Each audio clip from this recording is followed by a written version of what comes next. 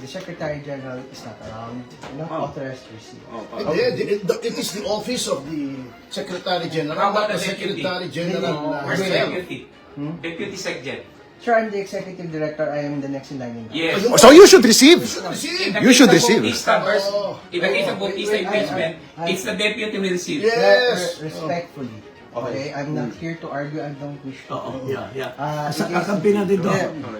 Yes, yes. I am just relaying my position. I am not.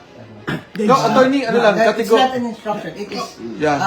I am not In the position to receive. receive it. But in the case of the impeachment of former COMELEC Chairman Bautista, whom we impeached, it was the deputy Yes. who received our impeachment The next in complaint line, the in next in line. 2017. Yes, the next in line. There is already a precedence in the House. I would have to say Please check the records. I am not arguing. Sir. Okay. I am not Tama. arguing. Thank you. I am not even raising my voice. Sir. Yeah. Thank you. I am just manifesting. Okay. I am not authorized to receive the vote. Attorney, may question. Wow. Why do you say that? For the Again, record. ako sir, I'm just saying, I'm not arguing. Sir. No, it's okay. Wow, Just wow. asking. What's your- That's- Attorney, question lang. Can it be received ministerially lang? Kahit not you, but Because it's someone? ministerial. No, sir. No one is allowed. Again, the previous have tried. Okay. I have nicely. But why did you receive the first one? No, I have not received. Hindi, bakit nga? What is the legal basis? Wala naman dito No, sa legal we're not arguing. No, which one, sir? Merong first Meron impeachment kay prosecution Manny. Bakit na nandun na sa office. Kay Oh. Attorney Jesus. She was here, sir. Okay. So, ibig mo sabihin, by the simple expedient of not being here, hindi kayo pwede mag-receive? Is that your stand? Sir, I'm just saying. I'm not authorized. I'm not arguing, I'm asking you. I want an answer. I'm just manifesting. I do not have the authority. Yeah, but attorney, Oh, what is your even basis? the What- office ka na. Yes, sir. If I cannot, and pababa din, wala din. Wala din. Okay, What is okay your lang. basis? As a lawyer, are both lawyers, you have to tell me what your legal authority Yeah, buddy. is. Sir, I am just manifesting. And Wow. that's all. Up to what level yung may authority sa office of the section? Can you assure us na wala kayong gagawin to block our filing when we return on Monday?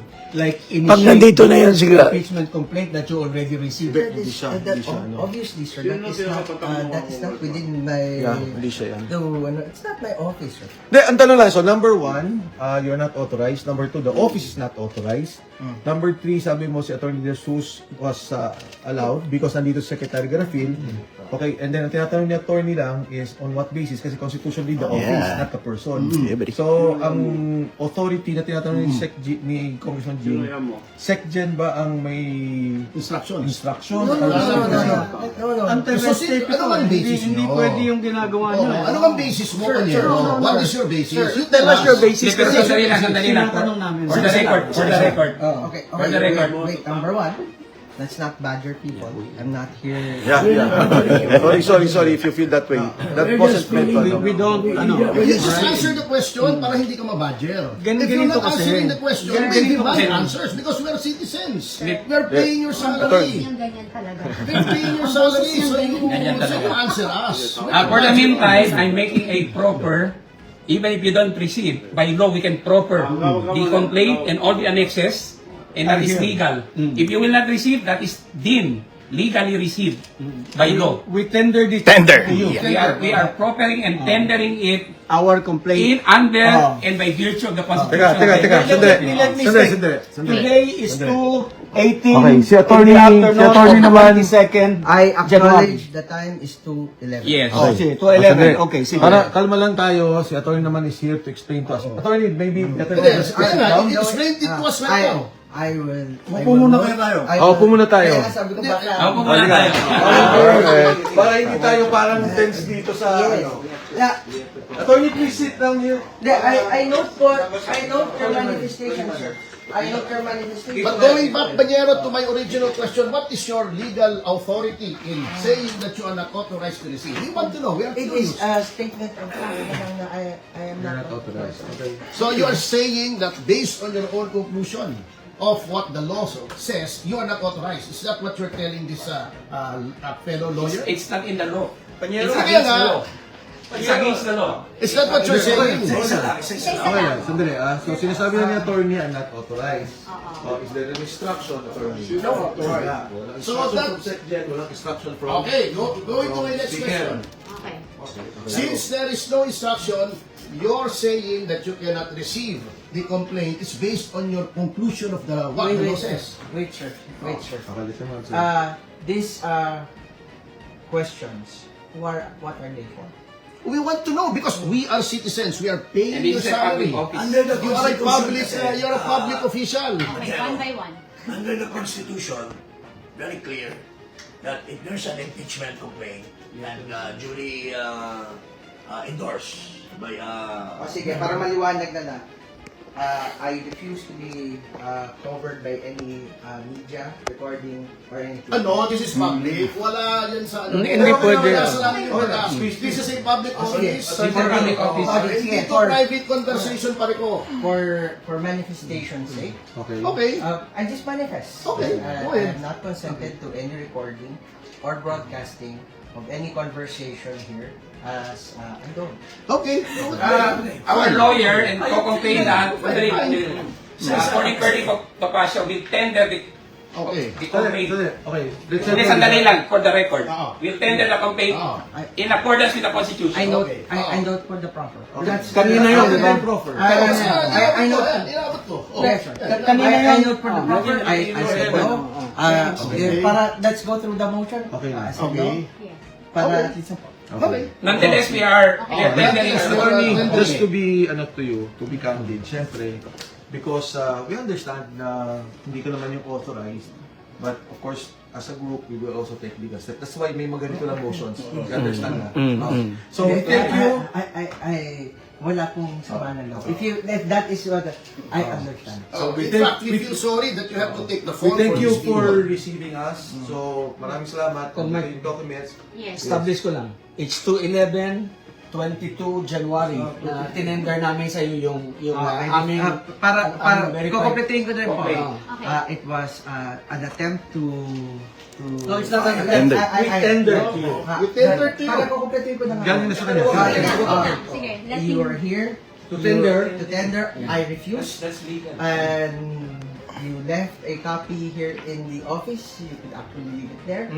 Para okay na po tayo. Pwede bang ma-receive, Is that satisfactory? Okay na. Okay, Yes, thank you. This Thank is you. what I Thank you. propose. Attorney, Di ba pasensya office, na. kapanyero, di ba office hours nyo hanggang alas 5? 7 o'clock. 7 o'clock, okay. Since wala si Cheloy dito, hihintayin namin na dumating siya ulit. Ako, Yeah, buddy. Ako. Ako, hintayin ko. I'll stay here until 7. Sama si Cheloy. Tanungin mo ko sa We will wait Out of the country. until Okay. Anyway, thank you for that. Alam mo naman na. where is the SecGen? Where is the SecGen? Asan ang section? For the Ano record. SecGen? Panyero, Sandali. panyero. Where's the SecGen? For the record. Taiwan. And in her absence, who is the acting SecGen? Sandali. For the Gusto ko lang record. linawin sa Isa-isa Who is? lang. Isa-isa lang. It's you. No, It's you. there is no acting secretary. Siya ang ano. Who's the second in But command? you are Ikaw. second in command. In this office, I am the executive. Nonetheless, we are tendering and proffering our original complaint and the annexes for and under and by virtue of the Constitution of the Republic of the Philippines. Kaya kanina ko pa sinasabi, baka meron kayong binabiolate na civil service regulation.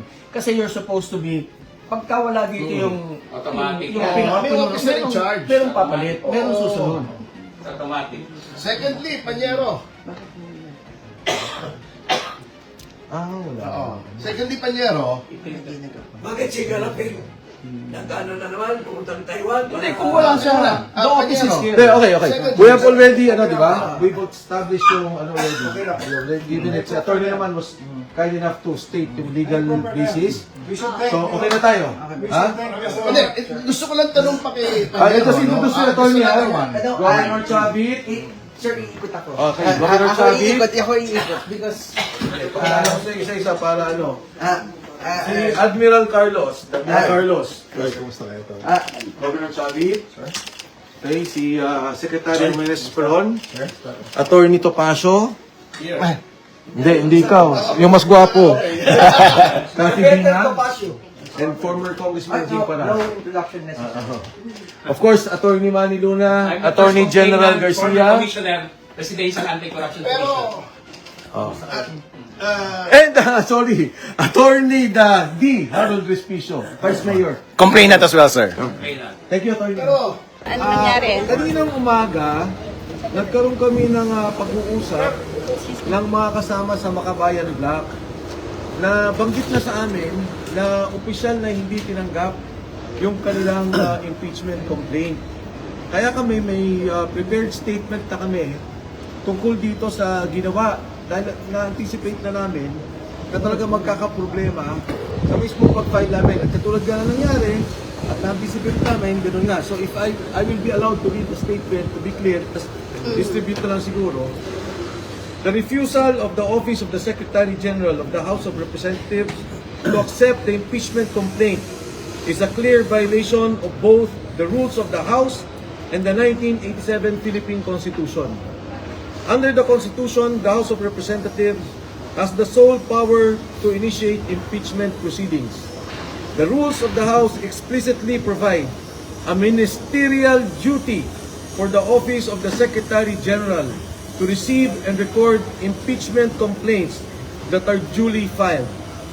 There is no discretion given to the Secretary General to reject, screen, delay, or block such filings.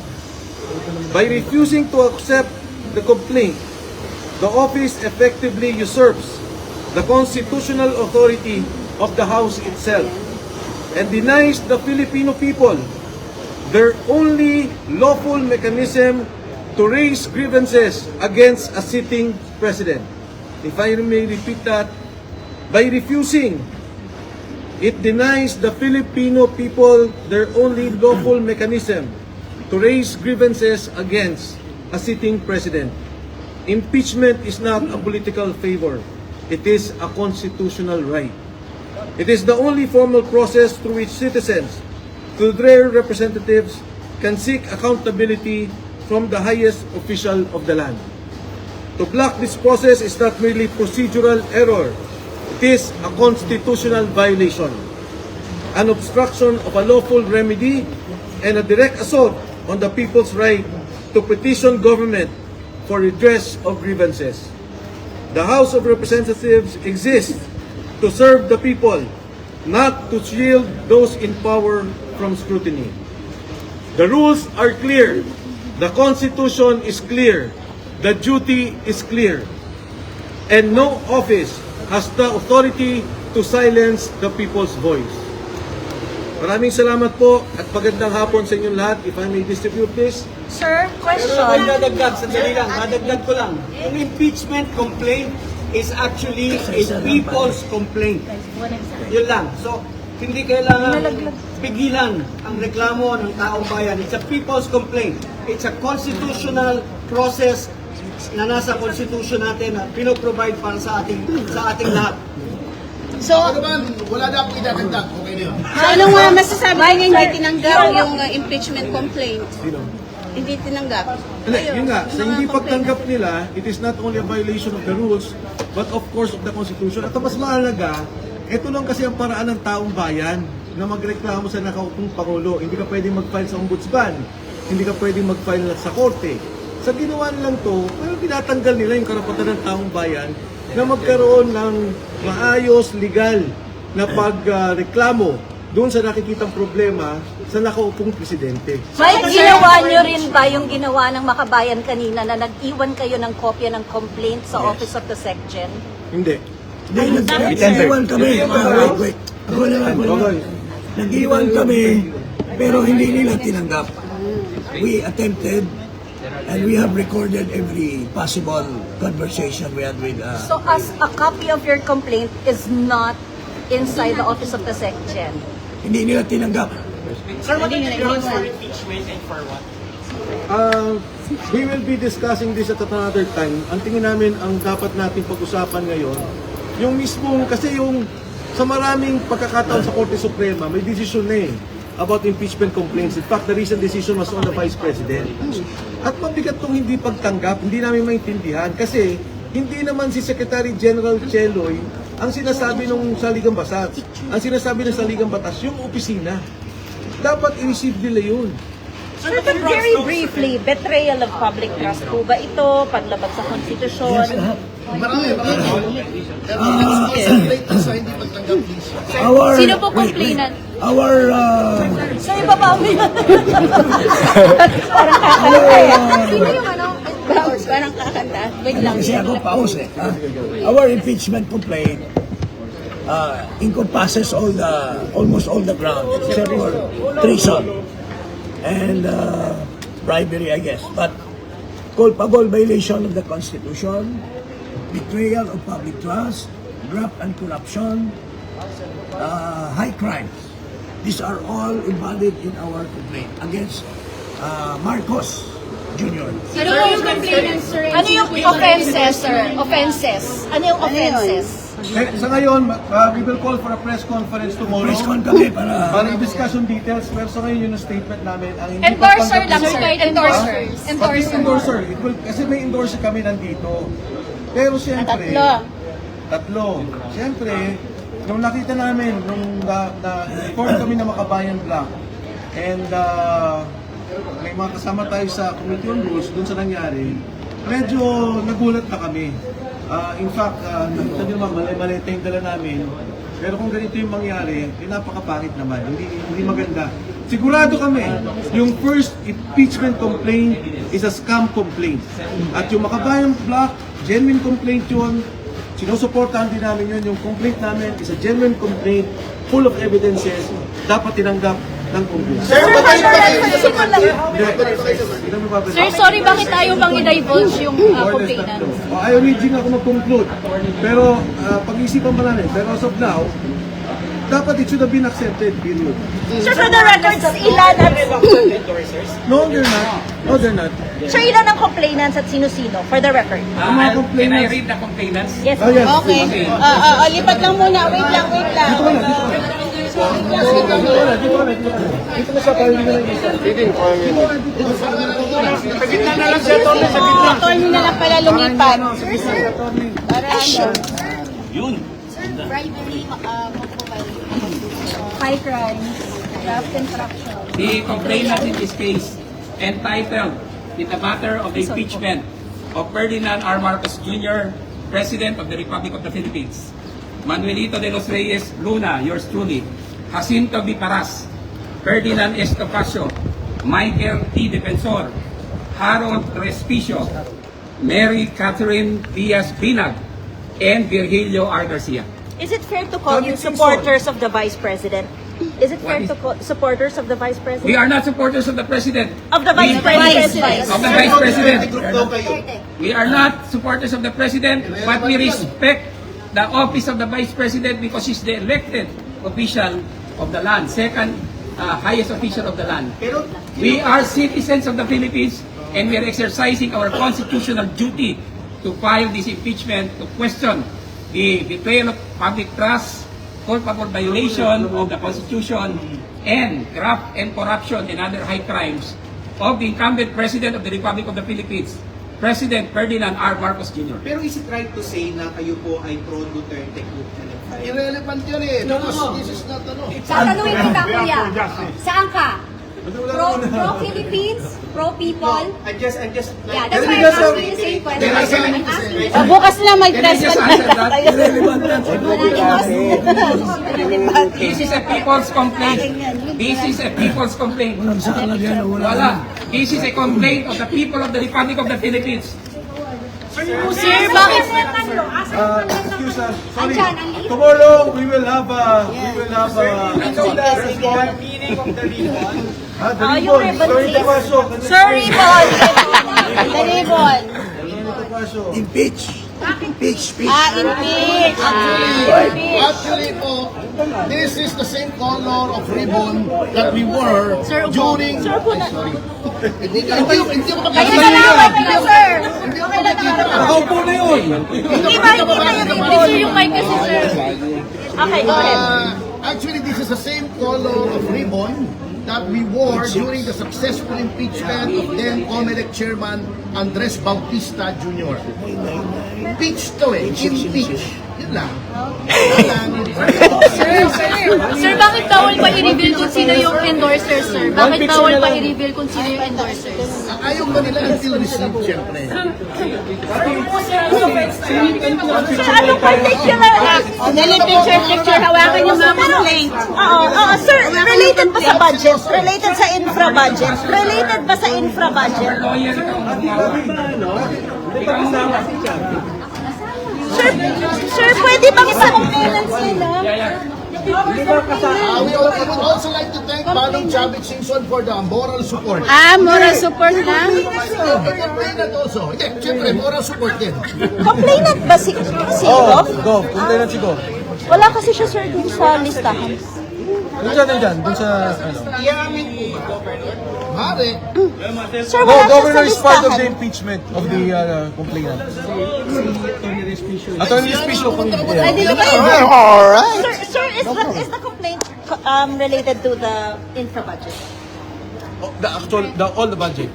The entire budget. All the violations. 2025. Hindi, para lang, overview lang. Pakaganan yung complaint. 2023 JA, 2024 JA, and 2025 JA. Included. we don't know. We'll see. Paki-forward yung complaint. Attorney. Secret. Takot sila, hinaharas sila eh. Upon the request, we have to respect their wishes. This is a people's impeachment complaint against incumbent President Ferdinand R. Marcos Jr. for culpable violation of the Constitution, betrayal of public trust, graft and corruption, and other high crimes.